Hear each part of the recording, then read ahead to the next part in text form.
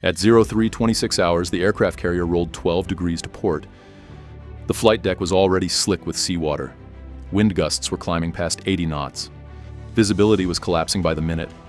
On the deck, sailors sprinted between parked aircraft as the ship cut into the storm at flank speed. One loose chain was all it would take. Parked less than 20 feet from the edge of the deck sat an FA-18 Super Hornet, 32,000 pounds of jet, fuel, and ordnance worth more than $70 million. Multiply that by more than 60 aircraft, and this U.S. Navy carrier was protecting over $5 billion in combat aviation while sailing directly into Hurricane Force seas. This wasn't combat. This wasn't training. This was physics under pressure. As the ship pitched and heaved, the flight deck became a moving platform the size of a city block. Any failure, one break, one chain, one missed procedure, would turn a fighter jet into an unguided missile sliding toward the open ocean. And this isn't hypothetical. In recent years, aircraft carriers have lost fighter jets to storms. Not because of enemy fire, but because the margin for error vanished. If you want real-world naval operations explained the way they're handled, calm, controlled, and under consequence, subscribe to Navy Recon. Because when storm season hits, carriers don't run from it. They fight through it. Most people will never make enough money to buy one contemporary fighter plane. The cost of one FA-18 Super Hornet is about $70 million. Now picture putting more than 60 of them on a steel deck that is floating in the water. That's not just a guess. Every day, a U.S. Navy aircraft carrier cruises with more than $4 to $5 billion worth of planes parked on its flight deck and in its hangar bay. And that doesn't even cover the ship itself. Now throw in a Category 5 hurricane, winds that are more than 150 miles per hour, waves that are taller than buildings, a deck that is rocking, pitching, and wet with seawater, a chain that isn't tight, one brake that isn't locked, a problem with communicating, and a jet that costs $70 million can quickly become a missile that weighs several tons. This isn't just a theory, it has already taken place. When the worst-case scenario comes true, a strong storm hit a U.S. aircraft carrier in the Mediterranean in July 2022. Heavy seas and rapid movement broke an F/A-18 Super Hornet free from its shackles. The jet skidded, broke away, and disappeared over the edge. It sank to the bottom of the ocean, which is more than 9,500 feet deep. That one event made me ask a scary question. If the strongest Navy in the world can lose a fighter jet to the sea, how can aircraft carriers make it through storm season? The most expensive mobile air bases in the world. The U.S. has 11 supercarriers that run on nuclear power. Each one is like a floating airbase that can launch war operations anywhere on Earth at any time. These ships can't stop for inclement weather. From June to November, hurricane season lasts, and carriers work around the clock no matter what the weather is like. They can't dock. They can't get away. They can't just sit around and wait for the storm to pass. Building a new Nimitz-class ship costs roughly $8.5 billion. The newer Ford-class carriers bring that number up to almost $13 billion. The ship itself is only worth a small part of the whole. The planes are the real treasure. Each ship has between 64 and 80 planes, including FA-18 Super Hornets that cost about $70 million each. The E-2 Hawkeye early warning plane costs about $80 million. F-35C Lightning II stealth warplanes cost more than $117 million each. When you add it all together, the Air Wing alone is worth over $5 billion. And storms must safeguard all of those planes, whether they are within the ship or out in the open on deck, where the planes really live. There is a specific place for each plane on a carrier. Each jet has a specific spot that was carefully chosen to balance weight, safety, and ease of access. The hangar bay, which is around 110 feet wide, is a huge enclosed compartment below the flight deck. 25 feet tall, almost 700 feet long. It's longer than 2/3 of the ship. This steel-walled garage can hold more than 60 planes and keep them safe from wind, rain, and waves. Thick sliding fire doors split the hangar into several parts. If one part is damaged, the others can still be protected. But here's the issue. Getting ready starts days ahead of time. Every plane on a carrier has extra strong tie-down points near the landing gear. These aren't just for looks. They are designed to handle quite strong forces. The Navy utilizes hefty steel chains instead of ropes. There are steel fittings built into the flight deck that each chain links to. Each chain weighs roughly 15 pounds. 4 to 6 chains hold an airplane in place on a quiet day. That amount goes up by 2 or 3 times when storm warnings are given, holding down millions of dollars. When the weather is bad, fighters get 12 to 14 chains. Bigger planes receive even more. Chains are set up in a cross shape, dragging the plane forward, backward, to the left, and to the right. Each deck fitting can hold up to 16,000 pounds of weight in a vertical direction. That's not a rule. That's the least you need to stay alive in hurricane force winds. How would you protect a $70 million plane from winds of 150 miles per hour? The Navy answers that question with training and practice. The sailors who make it happen. The color-coded jerseys on the flight deck aren't just for show. They stand for a mechanism that works together very well. Yellow shirts tell planes where to go. Blue shirts take care of the tie-downs. Green shirts run catapults and arresting gear. Red shirts are in charge of handling weapons and responding to crashes. People in purple shirts fill up planes. People in brown shirts are in charge of planes.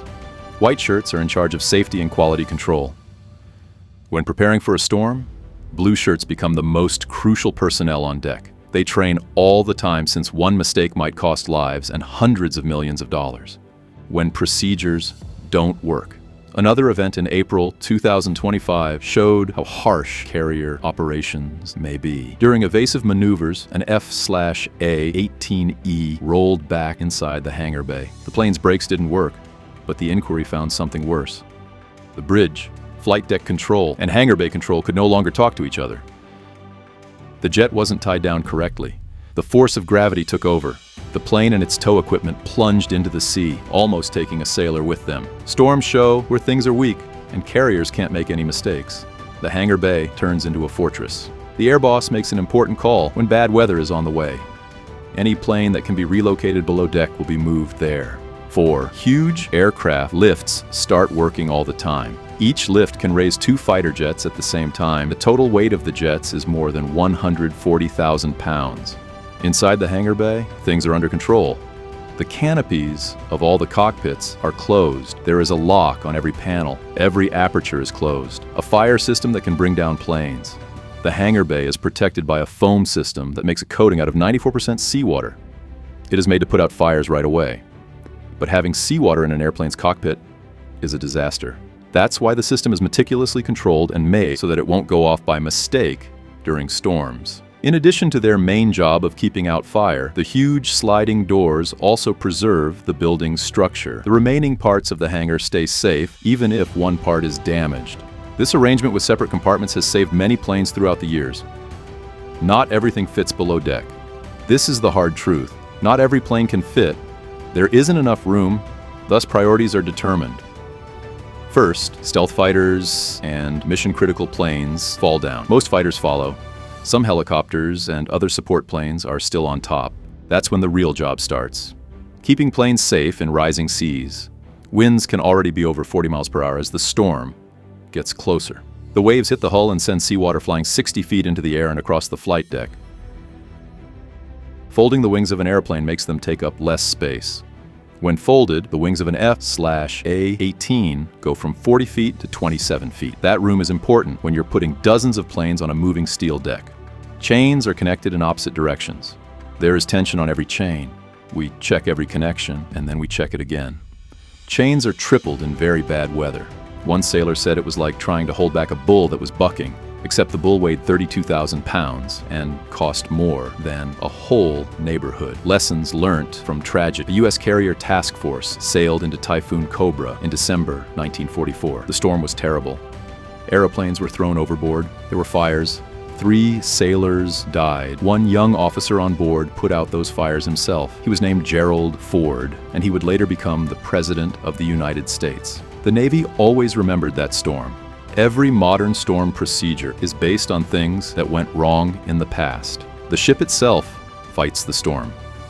There are other things to worry about besides planes. The carrier itself has to stay alive.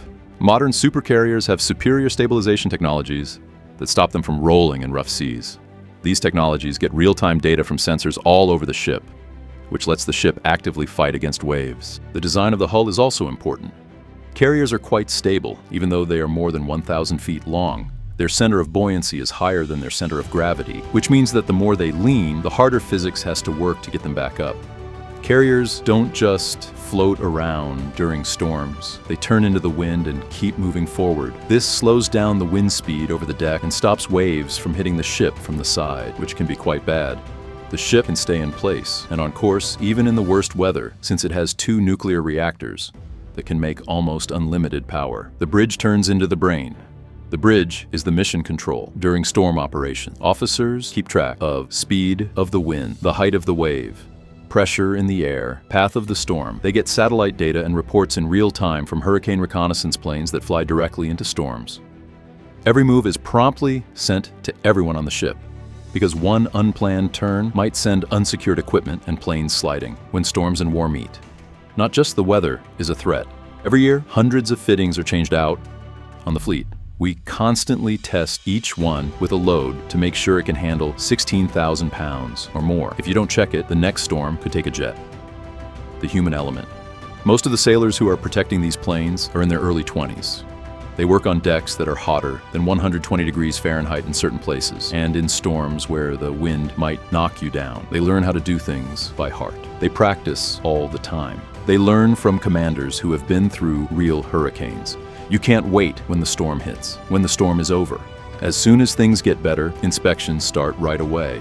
Checks are made on aircraft for corrosion,